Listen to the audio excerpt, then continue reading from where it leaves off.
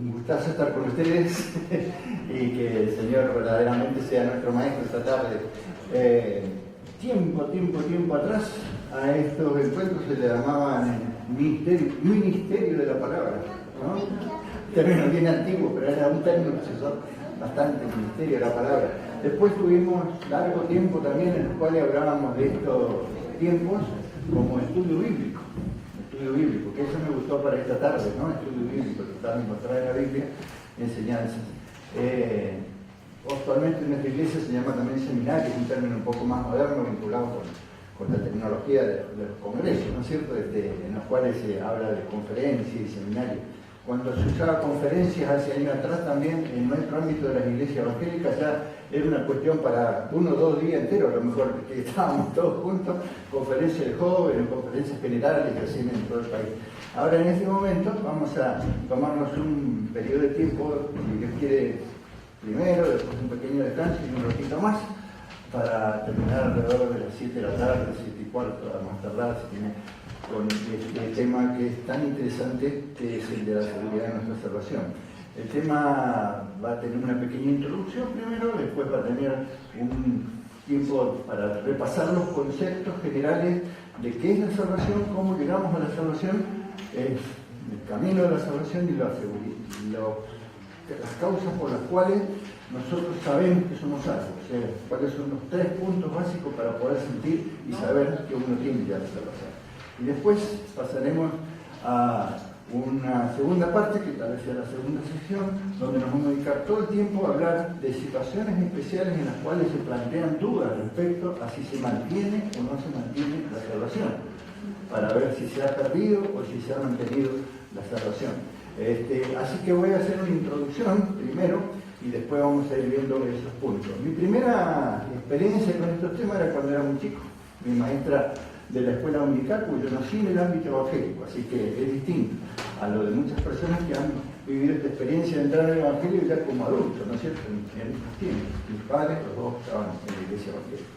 Entonces, mi primera experiencia fue ver a la maestra de la escuela dominical, que era en ese tiempo como se le llamaba la iglesia para niños, ¿no? Y enseñando 3-4 veces lo vi el tema, ¿no? Un vasito de agua limpia y decía el corazón de cualquiera de los niños. Después tenía un goterito de esos con la gomita, ¿se acuerdan que habían antes? ¿No? Entonces, con yodo, se compraba en la farmacia el goterito, aquí yodo. Entonces decía, cuando un niño dice malas palabras y echaba una gotita adentro, empieza a ensuciar el corazón, ya no está en la limpia, yo lo veía y decía, tiene razón. Cuando se pelea con el hermano, agarraba de nuevo y le echaba otra gotita y se empieza a ensuciar un poco más. Y cuando le desobedece a la mamá, otra vez otra gotita, al final se iba poniendo bastante oscuro, iba agregando gotitas y tenía el vasito lleno de yodo y agua y era bastante negro, ¿no? Bastante negro. Así que el corazón dice de todos los niños. Entonces después explicaban cómo el Señor había muerto por nosotros en la cruz para limpiar nuestros corazones. Y tenía ahí el maestro una crucecita chiquita que había sido preparada la noche anterior, que se preparaba con una sustancia especial, que es un secreto de la gente del APEN y de la clase de los maestros, eso es, no le puedo contar. Entonces, esa sustancia especial estaba pegada en la crucecita, ¿no? Y decía, cuando el Señor Jesús entra en mi corazón, ponía la crucecita adentro, y todo transparente, el agua completamente, se iba toda la mezcla del yodo y quedaba el vasito con el agua limpia, ese Señor limpia completamente el corazón. Y después seguían explicando que dice, cuando un chico sigue creciendo y por ahí sigue portando mal y empiezan a haber algunas faltas de nuevo, entonces agarraba el frasquito otra vez de yodo y entraba a echar, dice, me da mentira, y se veía un poquito manchado, pero enseguida se limpiaba de nuevo y queda transparente. Claro, la crucecita estaba adentro. Después dice, en otro momento, dice malas palabras, que me sentía incluido yo muchas veces, entonces, manchaba un poquito y volvía a desaparecer, para darnos la seguridad de que no había ninguna cosa, estando el Señor en nuestros corazones, que podría quitarnos la limpieza y la salvación de nuestros almas. A mí me pareció bárbaro la enseñanza y la tomé así los primeros años, ¿no? Pero después empecé a pensar, y al final al cabo lo hace todo el maestro, ¿no? Porque el vasito está siempre el mismo, con agua, y es el maestro que lo ensucia, y es el maestro que le pone la crucecita, y es el maestro que le vuelve a echar cosas, y el vasito es el mismo, y el agua es la misma, no hace nada el vasito, totalmente frío, duro y rígido, y no tiene ninguna participación en todo esto. Entonces, bueno, que los maestros se hagan cargo de limpiarme mi corazón, de ponerme a Jesús en mi corazón, de hacer que Jesús valga mi vida, porque no es un problema mío, yo estoy a disposición. Por supuesto, para que me limpien los pecados, sobre todo, porque siempre cada tanto habría uno de nuevo, ¿no? Bueno, fue pasando el tiempo, en una oportunidad se planteó otro conflicto más grande ya, porque yo me había acostumbrado creciendo en una iglesia a cantar esos himnos que se cantaban antes de la omnipotencia de Dios y la soberanía de Dios y el poder de Dios y la omnisciencia de Dios, y hay muchos himnos de esos, me gustan todavía, los conozco, los aprendí de chico. Entonces digo, bueno, Dios es todopoderoso, Él salva y Él me cuida. Pero un día llego en la escuela secundaria, me acuerdo, no me puedo olvidar más, miren cómo influye lo que dicen los profesores, ¿no? Había un profesor de filosofía, y era un sacerdote, un cura de la iglesia católica que nos daba la clase. El único colegio secundario que había allá en Esquel, en mi pueblo. Y entonces, para defender alguna cosa que estaba enseñando, dijo, mire, si Dios fuera todopoderoso, lo dijo el profesor, dice, podría ser una piedra tan pesada que él mismo no la pudiera levantar. Bueno, y no me olvidé nunca más, porque digo, ¿cómo esto? Si Dios fuera todopoderoso, podría ser una piedra tan pesada que él mismo no la pudiera levantar. Evidentemente que cuando nosotros empezamos a ver las cosas de Dios, más allá de lo que nosotros podemos hacer de interpretaciones o de pensamientos o de extensión de lo que ya hemos estudiado y leído, tenemos que guiarnos por lo que dice la Biblia. Porque si no, nos vamos a ir por las ramas como Tarzán. Y vamos a terminar en cualquier cantidad de enredos, de cosas que se van a ir mezclando y que no van a ser muy claras.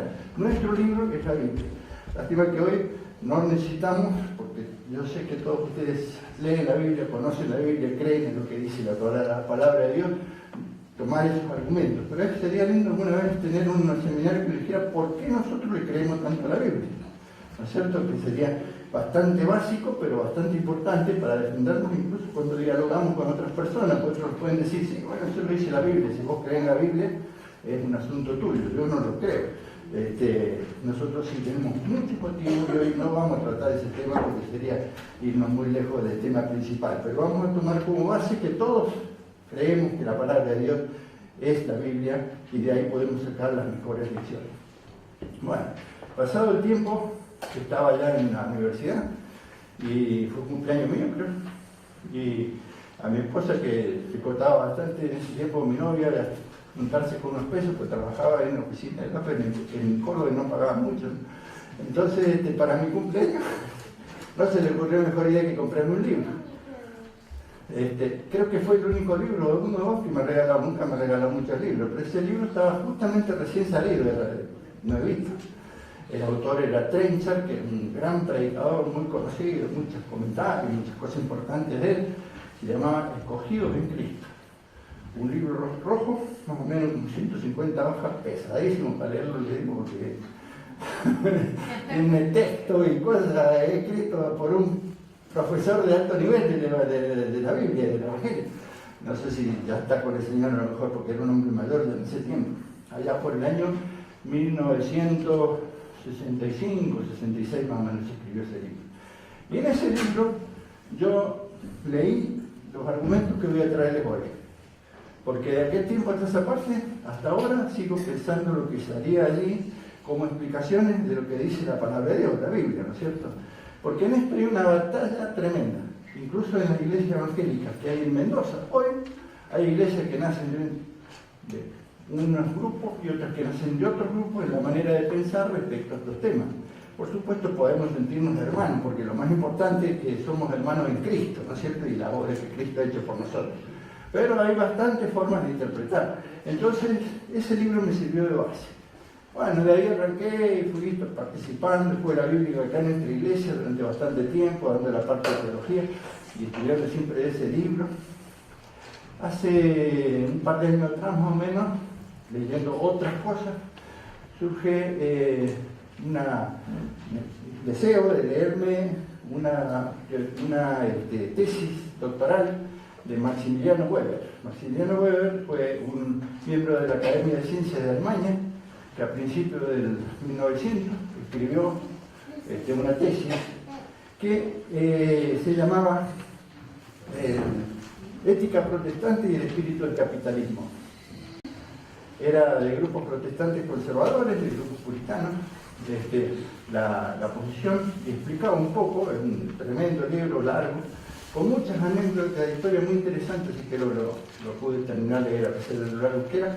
Y en ese libro él explicaba qué clase de creyentes fueron los que tuvieron que irse de Inglaterra a Estados Unidos, porque ellos salieron huyendo de Inglaterra en realidad, instalarse allá para poder practicar su fe. Los cuáqueros conocidos, por ejemplo, los Shakers, otra gente que eran conservadores, que estaban allá en Estados Unidos, que tuvieron sus colonias en Estados Unidos. A partir de eso ya comencé a leer otras cosas, porque fui leyendo quiénes eran los puritanos, cuáles fueron sus principales líderes, qué es lo que enseñaban, gente muy fuerte, muy linda, con muchas cosas excelentes de la Biblia. El último que leí fue un comentario del libro hebreo de Calvino, traducido por nada menos que del latín que se escribió originalmente al español, por Varela, que es el autor de la primera traducción de la Biblia, la que más hemos usado en nuestras iglesias durante muchos años, de Cipriano Varela.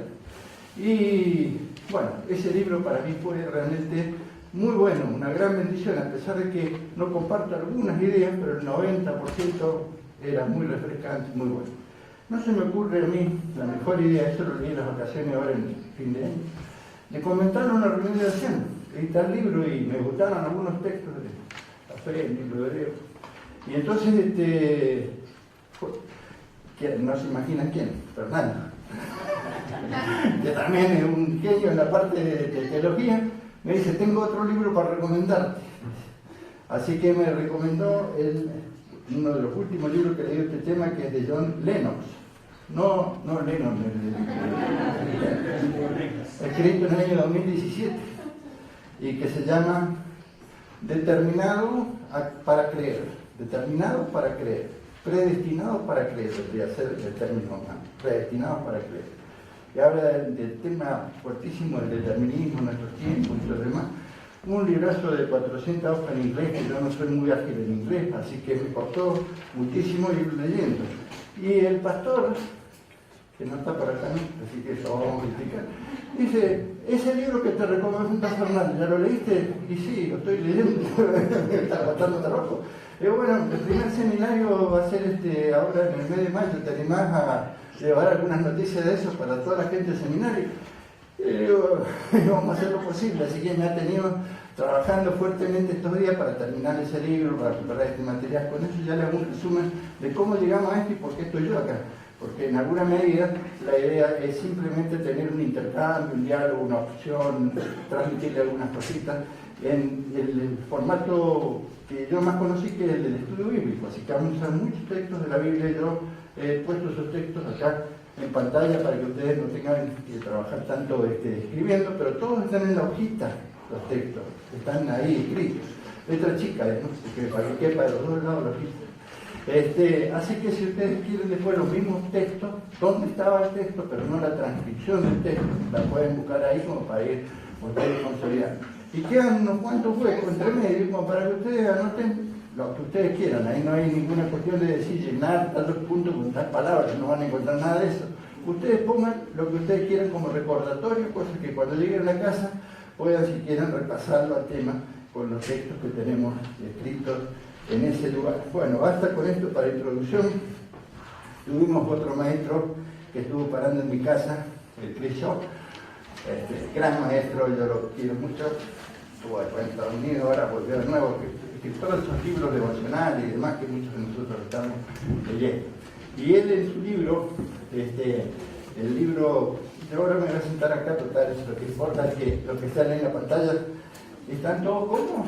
Acá hay lugares adelante, si dicen. Allá tienen lugar. Sí, por favor. Cristo en Dios en Sandalias dice: entregarse al Señor no es una invitación a no pensar. ¿Está bien? no es una invitación a no pensar, sino a entender que nuestros pensamientos son extremadamente limitados a las horas de entender las maneras de actuar de Dios. Ese es el primer punto que quería dejar como base principal en el comienzo de nuestra introducción. Textos de la Biblia que nos ayudan a entender esto.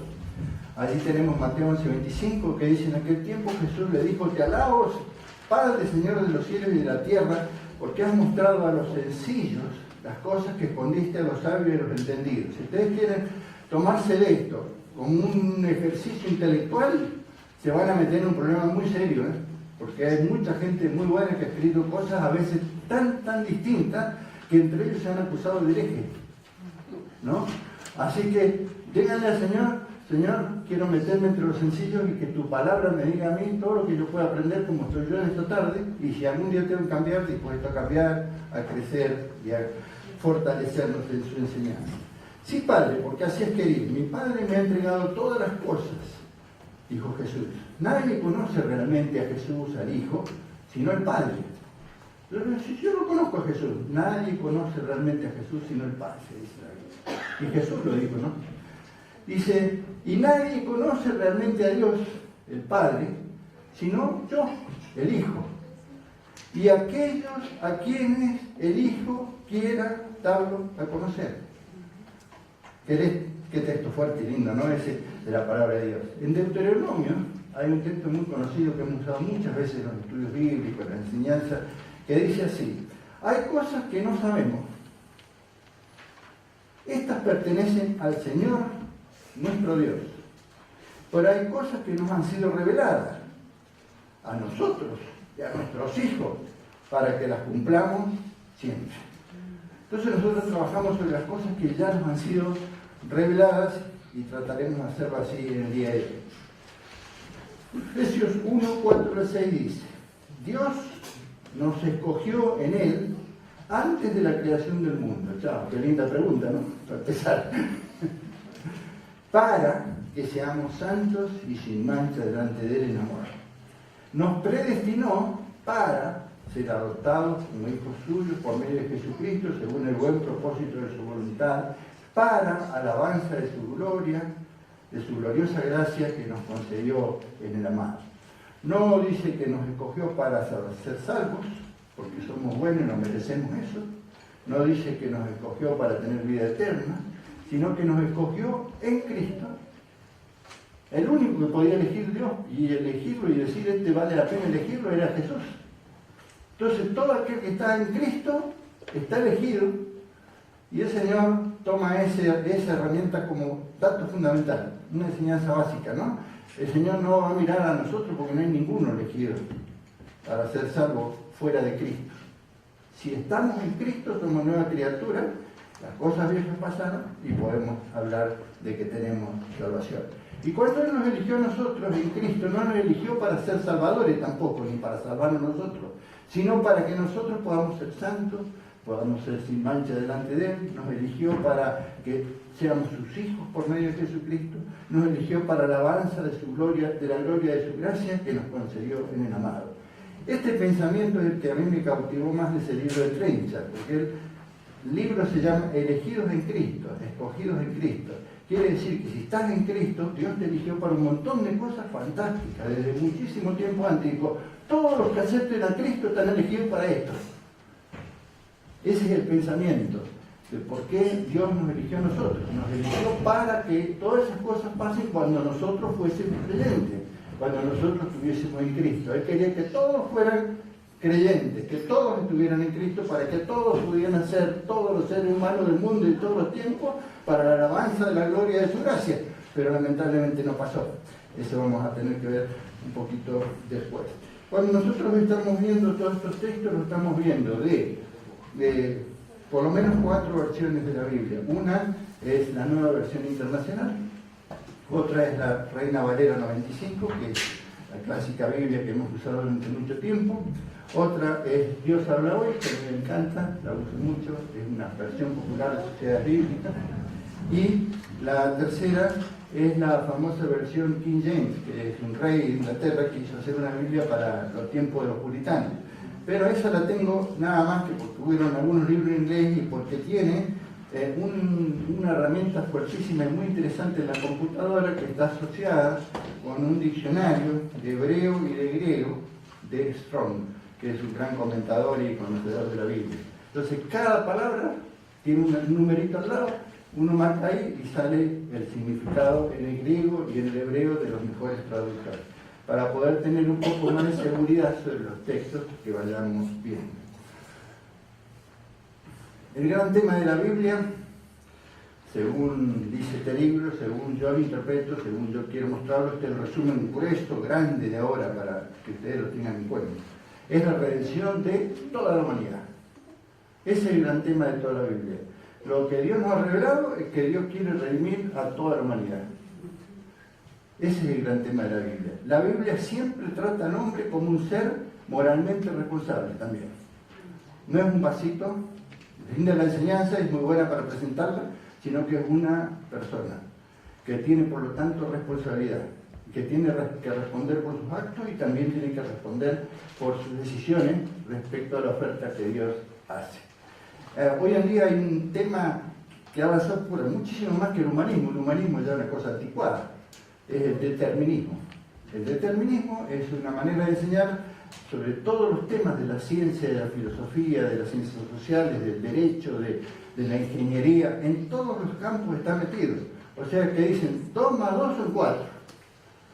Si sabemos esto y sabemos esto de la genética, podemos decir que esta persona va a tener tal y cual problema en el transcurso de la vida. Todo está preestablecido, todo está predeterminado. Ese determinismo hace que en las ciencias sociales, por ejemplo, y en el derecho, la gente diga, bueno, los que roban, los que asesinan, no son culpables, porque la vida los ha llevado a eso, la familia, etcétera, etcétera.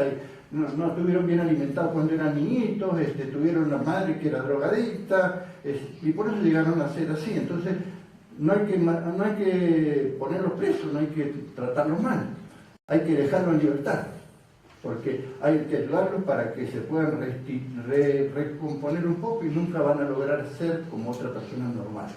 Es un pensamiento que prevalece en las ciencias en general. Y si nosotros tomamos el punto de vista cristiano, podríamos decir, nadie es culpable porque sea pecador, porque las circunstancias de la vida lo llevaron a eso, Satanás es muy fuerte, los problemas también, y por lo tanto, esto de que la persona se sienta culpable no es una idea muy buena, pero nosotros sostenemos lo contrario. La Biblia nos dice, y por eso insisto tanto en lo que la Biblia nos dice, que todo ser humano es moralmente responsable delante de Dios. Después vamos a ver un poco más por qué.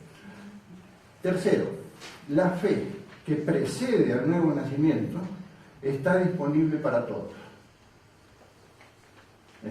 Muchas enseñanzas dicen primero hay que nacer de nuevo, que Dios te da por un misterio y una acción especial, un nacimiento de nuevo, porque estás muerto en tus delitos y pecados. Entonces dice, para que puedas tener fe, te da nacimiento nuevo, vida nueva, tus nueva criatura, y después con esa nueva vida vas a poder tener fe para creer. Eso no lo enseña la Biblia, es todo al revés. Todos los textos de la Biblia hablan que primero hay que creer para ser una nueva criatura. Ese es otro principio. Está disponible para todos también. Después veremos por qué. El Nuevo Testamento, especialmente el Antiguo Testamento, hay una sola definición de Dios, como definición. Dice, yo soy el que soy. Abarca muchísimo eso. Pero en el Nuevo Testamento tenemos 3 cosas que son las más dominantes de Dios, de tal manera que dice, Dios es. 3 veces nomás. Una dice Dios es amor. Primera Juan, todas en Juan. Eso define a Dios. Dios es amor. Todo tiene que encuadrarse dentro de eso, porque Él es su sustancia, su esencia. La otra cosa que dice Dios es luz. Eso lo dice también Juan. O sea que el tema de su santidad, su transparencia, su luz, es una cosa que es característica. Santo, santo, santo, la Trinidad, ¿no es cierto? Señor omnipotente, le ponía enseguida para que no se quede en la duda de que la omnipotencia era la tercera que venía, pero no es así. Dios es santo, pero no obligatoriamente ocupa todo su poder para que todas las cosas pasen como Él quiere. Eso vamos a ver después. Dios es espíritu, es la otra definición. ¿Se acuerdan la mujer junto al pozo de Samaria? Dice Dios, Jesús le dice, Dios es espíritu. Y los que le adoran, en espíritu y en verdad, es necesario que le adoren. Todos los demás atributos de Dios deben de ajustarse a eso. No hay ningún atributo que esté por encima de su santidad, por encima de su amor, o por encima del hecho que Él es trascendente. No es un ser humano, Dios es espiritual.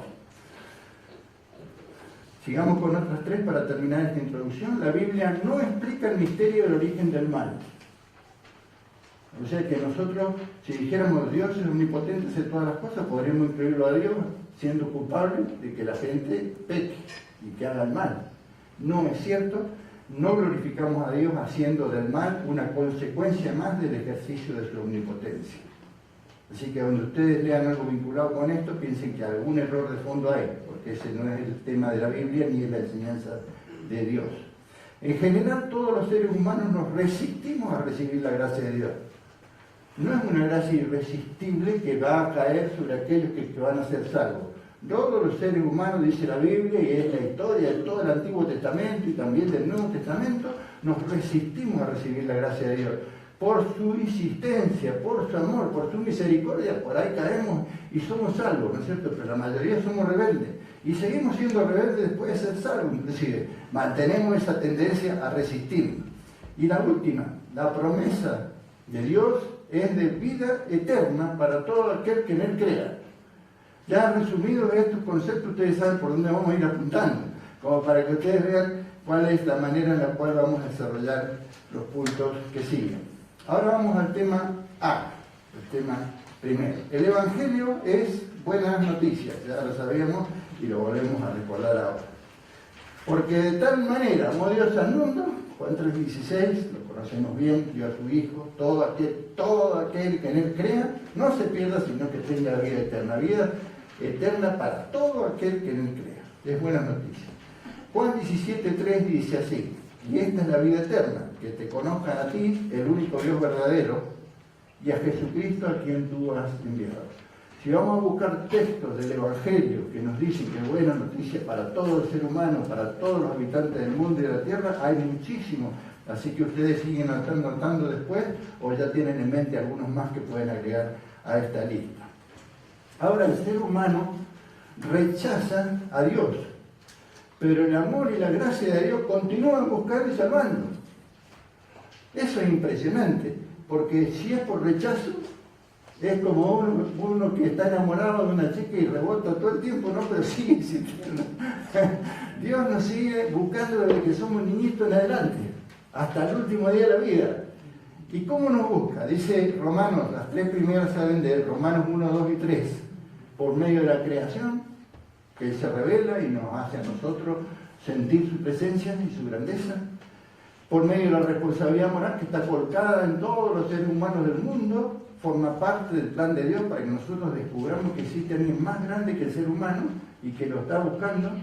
Dios nos llama por medio de la ley de Moisés al pueblo de Israel en particular, le dio esa ley y le hizo sentir por medio de la ley que tenía que buscar algo para salvarse porque no podía cumplir.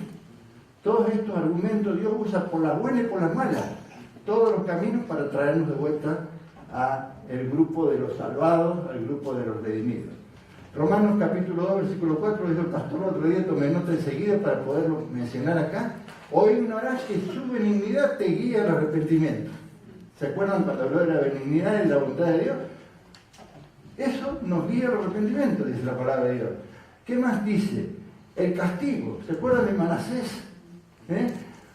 Rebelde, malo, de los peores, ¿no es cierto? Pero 55 años reinó sobre Israel y después hasta salió en la biografía de Jesús, Mateo capítulo 1, busquen la lista y está Manasés allí en esa lista. ¿Por qué? Porque cuando ya tenía más de 50 años, él había comenzado a reinar Israel cuando tenía 12, Manasés se arrepintió, fue para preso, le fue re mal, tuvo una vida espantosa mientras estaba preso, pero allí se arrepintió y pidió perdón a Dios, que Dios lo había venido batallando con castigo y con leña para que se arrepintiera, pidió el perdón a Dios, Dios se lo concedió y volvió otra vez a reinar en Israel.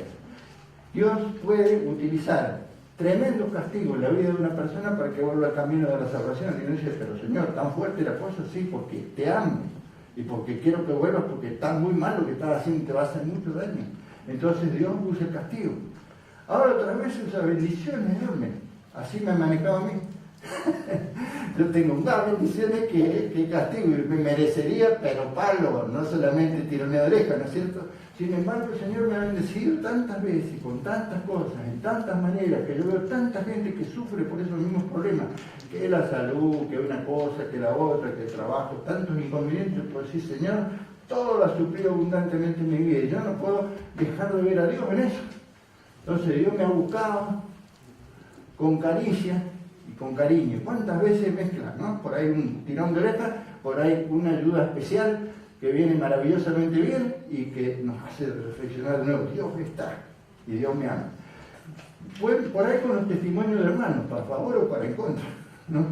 Algunos testimonios de algunas personas son tan buenos que se quisiera ser como él. ¿Y cuánto de los que han llegado a nuestra iglesia en los últimos tiempos dice, mi pibe que andaba muy descarriado, volvió al camino de la obediencia, lo vi bien, lo vi comportándose correctamente y eso me animó a venir a la iglesia y de ahí recibieron al Señor? Tantas veces cuando se bautizan nos cuentan buenos testimonios de hermanos. Qué grave que es esto y qué bueno que es también.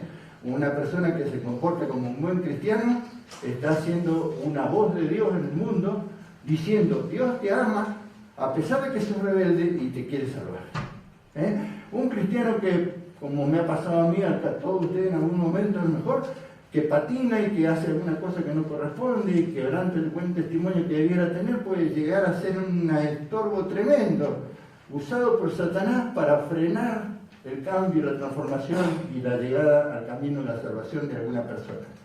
Y a veces señales milagrosas, ¿no es cierto? Dios ha hecho cosas milagrosas en la vida, especialmente en el espíritu, en la conducta, en las formas de ser y también en el cuerpo y en las circunstancias de distintas personas que se han visto salvadas de un accidente, de una crisis, de alguna cosa similar y han dicho, Dios es verdadero, Dios me ama y Dios me quiere salvar. En San Juan capítulo 1, versículo 9, está la señal más grande de todas.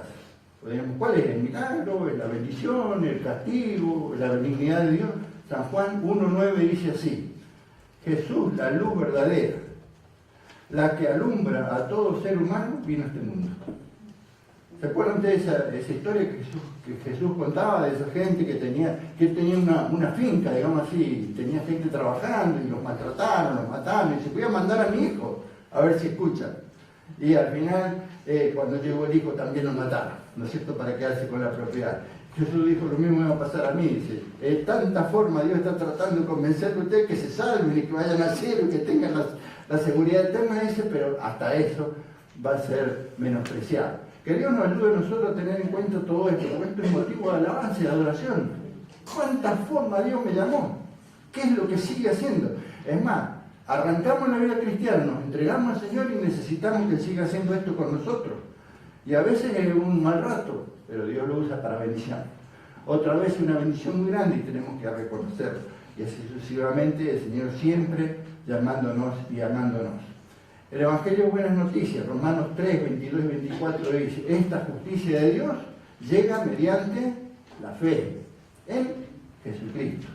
A todos los que creen. ¿A cuántos? A los elegidos, a los predestinados, a todos los que creen. Eso es Biblia. Y bueno, expliquémoslo de otra forma, así está dicho. De hecho, no hay distinción. Pues todos han pecado, todos lo necesitan, están privados de la gloria de Dios, pero por su gracia son justificados gratuitamente mediante la redención que Cristo Jesús efectuó. Fantástico, estudien de memoria, subrayenlo, guárdenlo, y si alguien está siendo tocado por Dios, señálenle acá, no hay ninguno, por más malo que sea, porque todos han pecado, que esté destituido definitivamente. El camino está abierto hasta el último día para aquellos que quieren y deben encontrarse con el Señor. La fe es una herramienta increíble que se ha mantenido a través de los tiempos. Y vamos a arrancar por este texto, porque en Efesios 2, 8 y 9. Porque por gracia sois salvos por medio de la fe. Y esto no es de vosotros, pues es don de Dios. No por obra, para que nadie se gloríe. Bueno, acá hay una discusión. Algunos dicen, lo que es el don de Dios es la fe. Entonces, si Dios no te da la fe, no vas a poder ser salvo. Otros dicen, no, como está escrito el texto y en los originales, en el griego, especialmente el texto del Nuevo Testamento, las disponibles que tenemos nosotros de Biblia en este momento, de más antiguos manuscritos en todo en griego, eso que está dado por don de Dios es la gracia. O sea, la gracia es un don de Dios que se recibe por medio de la fe. Entonces, cuando nosotros leamos este texto, recordemos, la fe es fundamental para ser salvo. Pero lo que es el regalo de Dios principal no es la fe, sino es Jesús, es la gracia de Dios. Ese es el gran regalo de Dios, el don de Dios. El don de Dios es un regalo, esa palabra en el original me llamó mucho la atención porque dice, no es como un regalo común que podemos dar sin mucho esfuerzo, ¿no es cierto? Como una ayuda, un regalo, sino que es un don sacrificial, dice. O sea que a mí me cuesta mucho darlo. No es que yo lo doy y bueno, no me molestó porque me sobraba, sino que el don de Dios que menciona acá es un regalo, un don sacrificial. Y vaya si lo fue, ¿no? Lo que le costó a Dios, después de tanto que hizo por nosotros, ponernos tantas cosas que leímos anteriormente, sin embargo, tuvo que llegar el Hijo, la luz a este mundo, para poder darnos ese regalo de su gracia que él siempre quiso darnos y no podía darla hasta que Jesús ocupó su lugar por nosotros como ser humano y después en la cruz del Calvario, el Hijo de Dios. Está mencionada la fe, que es la herramienta por cual llegamos a la salvación, 600 veces en el Nuevo Testamento. Así que miren si es importante, 600 veces. ¿Y qué nos dice de la fe? Bueno, el texto donde tal vez tengamos una herramienta máxima de la fe es Hebreos capítulo 12, versículo 2, que dice que tenemos que poner los ojos en Jesús porque Él es el autor. Y siempre yo decía con su madre y me quedaba con esa, porque lo veía a Jesús con tanta fe haciendo todo lo que hacía y hasta qué punto llegó en el camino de la fe que por los ojos, por el gozo propuesto delante de Él, sufrió la cruz, menospreciando la vergüenza, sigue diciendo la Biblia. Pero dice que es el autor. O sea que la fe, cuando hablamos de Dios Trino, no fue autoría de Dios, ni es autoría del Espíritu, sino que Jesús fue el autor. Además de eso, la practicó mientras estuvo en la tierra, hasta tal nivel de perfección que es el consumador, que llegó al nivel más alto de eficacia de la fe. Ahora, uno podría decir, ¿todos los seres humanos tienen fe? Sí, y se utiliza permanentemente. Pero es más, la Biblia nos enseña que es un misterio, que no está escrito en la Biblia, pero hay algunas cositas que salen, que los demonios también creen, ¿no? Jesús, creador de la fe, y los demonios tienen esa fe también. ¿Quién más la tiene? Yo no sé, no me animaría a decirlo porque no está en la Biblia, pero supongo que debe haber muchas otras cosas, seres, criaturas que Dios ha hecho, a las cuales Jesús desde el tiempo antes de la fundación del mundo colocó esta virtud que es distinto de la vida. La vida se puede terminar y podemos estar muertos en delito y pecado, pero esta es otra historia. Esto es fe que Jesús le dio y que se extiende hasta más allá de los tiempos, porque dice en 1 Corintios 13 que va a quedar la fe, la esperanza y el amor. La mayor de ellas es el amor. O sea que va a seguir siendo útil y es una creación nada menos que del Señor Jesús que todos nosotros podemos tener y podemos usar. Por lo tanto, todos somos responsables delante de Dios, porque esto no lo queremos usar por rebeldía. Dice la palabra de Dios que ya al comienzo de la historia de la humanidad, después de la caída en el jardín de Edén, después de que el hombre cayó en sus delitos y pecados, empezaron a aparecer casos de fe. Quiere decir que no se había desaparecido, la fe seguía estando. Porque si se hubiera desaparecido con ese pecado original, no habría más fe, ya no hubiera existido los antiguos, como dice ahí en Hebreos 11:2, que fueron aprobados por medio de la fe. Y si queremos ir a lo más atrás de la historia bíblica, el segundo, después de hablar de Adán y Eva, ¿no es cierto?, sería hablar de Abel, el hijo. La primera generación ahí ya dice la Biblia, en Hebreos 11:4, que tenía fe. Y dice, por la fe, Abel ofreció a Dios un sacrificio más aceptable que el de Caín, por lo cual recibió el testimonio de ser justo, pues Dios aceptó su ofrenda, y por la fe, Abel, a pesar de estar muerto, habla todavía. Entonces se dice que Abel tenía fe. Quiere decir que nadie puede excusarse y decirme, no, hasta que Dios no me dé la fe, yo no puedo creer. Todos Tenemos eso, nada más que no la queremos usar, que es otra historia, porque hay que creer a Dios, y creer en Dios es someterse a Dios y obedecer. Ahora pasamos al segundo punto, que es por qué sabemos que somos salvos. Y sabemos que somos salvos por tres cosas. Vamos a decir rápidamente porque muchos de ustedes ya lo conocen, pero lo vamos a recordar en este momento. Primero, y siempre recuérdenlo, para tener ustedes paz en su corazón y ser felices con esta noticia y agradecidos a Dios por ser salvos. Somos salvos porque lo dice la palabra de Dios. La Biblia es el documento básico y decimos, estamos partiendo de la base que todos creemos que la Biblia es la palabra de Dios. Y hay forma de demostrar eso en muchas maneras. En algunos otros seminarios se puede hablar de eso también, porque creemos que la Biblia es verdad, palabra de Dios. San Juan 10:27 dice, mis ovejas oyen mi voz, yo las conozco, ellas me siguen, yo les doy vida eterna y nunca perecerán, ni nadie podrá arrebatarlas de mi mano. Eso lo dice la Biblia. Y si la Biblia dice yo soy oveja del Señor, oigo la voz del Señor, lo sigo al Señor, el Señor está conmigo en mi vida, entonces ¿qué dice Jesús? Que Él me va a dar vida, y que su vida que me va a dar es eterna, y que no pereceré, o sea, no voy a perder esa vida que Él me ha dado. Y también dice el Señor Jesús que nadie la puede arrebatar de sus manos. Y después sigue diciendo, dice, y mis manos están en las manos de mi Padre y nadie las podrá arrebatar de las manos de mi Padre. Es decir, yo me encargo, y Dios el Padre también se encarga, el Espíritu Santo también se encarga. Así que gracias a Dios tenemos esta sólida palabra de Dios para pensar. Seguridad de salvación porque Dios lo dice. Juan 6:47. De cierto os digo, el que cree en mí tiene vida eterna. Y no vendrá condenación, mas pasó de muerte a vida. Primera Juan 5:11 y 12 dice, y este es el testimonio que Dios nos ha dado, vida eterna, y esta vida está en su Hijo. El que tiene al Hijo, tiene la vida. El que no tiene al Hijo, no tiene la vida. Entonces, los pasajes de la Biblia que hemos puesto muy poquitos como para seleccionar, nos dan una seguridad muy grande. Sí, adelante. En el punto anterior, Sí. dice, mis ovejas oyen mi voz, yo las conozco y ellas me siguen. Sí. Realmente un gran dilema que tengo yo en el tema de la salvación es que es condicional seguirlo, es decir, por descarte, si yo dejo de seguirlo, pierdo la salvación. Ahí vamos a llegar a eso ahora, en la segunda parte de nuestro, para no darte opiniones no basadas en la Biblia, vamos a tener todos los textos que hablan sobre ese tema. Es una pregunta básica de este seminario, la vamos a considerar ampliamente en la segunda parte de nuestro seminario. En la primera parte estamos consolidando estos conceptos. Indudablemente que seguir al Señor no es algo que dependa solamente de mí, gracias a Dios. Si no, ya estaría perdido hace rato, ¿no? Sino que hay una herramienta fantástica, es todo un equipazo que hacen que yo pueda seguir al Señor. Es como cuando un deportista gana un nivel muy alto de premios, no es solamente porque el deportista sea muy bueno, sino porque hay un equipazo de gente que trabajó juntamente con él.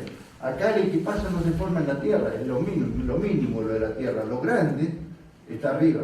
Y allá arriba la Biblia nos enseña que hay muchas cosas que van a hacer, que aún en los momentos más oscuros, donde pensemos que no oímos, y que no podemos seguir, y que no somos las ovejas, sigue trabajando. Porque es un compromiso de Dios. Dios es el que quiso salvarnos, no era intención nuestra, nosotros no éramos rebeldes. Pero un día Dios nos golpeó tanto que nos entregamos y recibimos la salvación. Y el mismo Dios que se encargó de que nosotros fuéramos salvos, el mismo Dios que se encarga de cuidar nuestra salvación. Y aunque nosotros por ahí bajemos mucho los niveles de la fe y de la confianza, el Señor está presente siempre haciendo que eso siga sucediendo. Vamos a volver a hablar de eso y enseguida vamos a estar de nuevo con tu pregunta. Otra razón para tener seguridad de salvación es los frutos de nueva vida. Es decir, yo, por lo que dice la Biblia, parece que estamos contentos, conformes, es bastante seguro, pero hay otra forma de saberlo. Jesús dijo, así todo buen árbol da buenos frutos, pero el árbol que da malos frutos, el árbol malo da frutos malos. Así que por sus frutos los conoceré. Alguien puede decir, yo creo que todo lo que dice la Biblia, yo entonces soy salvo, macanudo. A ver qué pasa en tu vida. ¿Cómo anda tu vida? ¿Estás siguiendo al Señor? ¿Estás haciendo buen testimonio? ¿Estás creciendo en la fe? ¿Estás viviendo las cosas del cristianismo? Son buenos frutos, es una ayuda más. Pero de los frutos que estamos hablando, frutos buenos y malos frutos, ¿salen de los cristianos? ¿De los mismos cristianos pueden salir frutos buenos y frutos malos? Generalmente los frutos pueden salir de los dos, ¿no? Pero tienen que predominar los frutos buenos, ¿no? No puede una misma fuente dar aguas amargas y aguas dulces. Si está permanentemente dando aguas amargas, hay que sospechar que claro, pero acá un poco la disyuntiva, sí. De los creyentes puede haber buenos frutos y de los creyentes puede haber malos frutos. ¿Dónde la carne? Puede haber, sí, puede haber. Y en la práctica está bien. Lo encontramos. Vamos a ver algunos de los frutos de nueva vida que la Biblia dice que tienen que haber. A ver si podemos encontrar una señal en esto. Primera Juan nada más. Pueden leer todo Primera Juan y van a encontrar muchos frutos. Primero, capítulo 2, versículos 3 y 4. Si obedecemos los mandamientos de Dios, podemos estar seguros de que hemos llegado a conocerlo. Ojo, si los mandamientos de Dios no nos interesan y no los vamos a obedecer, no podemos estar seguros de que hemos llegado a conocerlo. Pero si alguno dice, yo lo conozco, y no obedece sus mandamientos, es un mentiroso y no hay verdad en él. Primera Juan 2:29. Y a que ustedes saben que Jesucristo es justo, deben saber también que todos los que hacen lo que es justo son hijos de Dios. El que no practica la justicia no es hijo de Dios. Nosotros hemos pasado de la muerte a la vida, dice 1 Juan 3:14, y lo sabemos porque amamos a nuestros hermanos. El que no ama aún está muerto. Los frutos de nueva vida, 1 Juan 3:9. Ninguno que haya nacido de Dios practica el pecado. Quiere decir, los originales lo practica en forma permanente y regular sin que le remuerda la conciencia, como si fuera la cosa más normal de la vida. No ha nacido de Dios si practica regularmente el pecado. Ojo, la palabra de Dios nos enseña que la siembra da fruto en el 25%, o sea que los que escuchan la palabra, 75% no son salvos, solamente 25% según esto, los que caen en la tierra. Dice, no puede practicar el pecado porque ha nacido de Dios. No puede practicar el pecado de forma regular y sistemática porque ha nacido de Dios. Está tan ligado a Dios por el amor con que Dios lo amó y por la obra que Dios hizo por él, que cuando va a hacer lo que hacía antes, que era practicar el pecado en el cual había caído tantas veces, no puede, tiene que arrepentirse, tiene que llorar. Pasó en la Biblia, pasó en la historia de Pedro, ustedes recuerdan, y en tantos otros casos, no puede practicarlo, porque ha nacido de Dios. Así que distinguimos entre los hijos de Dios y los hijos del diablo. El que no practica la justicia no es hijo de Dios, ni tampoco lo es el que no ama a su hermano, dice la Biblia. 1 Juan 4:6. Nosotros somos de Dios y todo el que conoce a Dios nos escucha. Esto es, escucha el mensaje de Dios, la enseñanza de Dios, lo que la palabra de Dios dice. Pero el que no es de Dios no nos escucha. Así distinguimos entre el espíritu de la verdad y el espíritu del engaño. 1 Juan 5:4. Porque todo aquel que ha nacido de Dios vence al mundo. Si el mundo te vence, es porque algo está faltando en esa nueva vida, si es que llegó. Es momento de examinarse a sí mismo, como dice la Biblia. Esta es la victoria que vence al mundo, nuestra fe. ¿Quién es el que vence al mundo sino el que cree que Jesús es el Hijo de Dios, el creyente? 1 Juan 2:5. Si uno obedece a su palabra, en él se ha perfeccionado verdaderamente el amor de Dios. Y de este modo sabemos que estamos unidos a Él. Ojo, saber que estamos unidos a Él no es solamente una cuestión de sentimiento, porque la Biblia dice, sino porque hay fruto de nueva vida. Y hay muchísimos más. Entonces busquemos en la Biblia a ver si esto coincide. 1 Juan es una linda herramienta, porque tiene muchas. No voy a ir por toda la Biblia, porque si no sería este tema normal esta noche. El tercer tema, ¿por qué sé que soy salvo? Y porque el Espíritu da testimonio a nuestro espíritu, dice la Biblia, porque hay un testimonio del Espíritu Santo. Romanos 8, 15 y 16. Ustedes no recibieron un espíritu que de nuevo los esclaviza el miedo, sino el Espíritu que los adopta como hijos y les permite clamar Abba, Padre. El Espíritu mismo les asegura al Espíritu de ustedes, o sea, nuestro Espíritu, que somos hijos de Dios. Gálatas 4:6. Y porque ya somos sus hijos, Dios mandó el Espíritu de su Hijo a nuestros corazones, y el Espíritu clama Abba, Padre. Y hemos estado estudiando todo el tema de el fruto del Espíritu Santo en sus distintas características, y esto es tarea del Espíritu revelada en nosotros. Descansamos unos minutitos ahora y pasamos a este otro tema, que es si se puede perder la vida eterna. Hay un texto que me crea siempre algunas dudas y problemas, que es este de Apocalipsis 3:5, que dice: los que salgan vencedores serán así vestidos de blanco, y no borraré su nombre del libro de la vida. Que estaba escrito, hay que borrarlo. Es un texto difícil, yo no sé si vamos a hablar de eso esta tarde, pero ya iremos viendo, como para que no se me escapen todo ahora, les anticipo un poquito lo que vamos a hablar. Ahora tenemos un momento para descanso, podemos charlar, podemos preguntar. Y yo les pido que no me pregunten a mí, pregúntenle a todos los demás que están acá, que hay gente que sabe muchísimo más que yo, así podemos descansar unos minutos. Ya voy a estar como para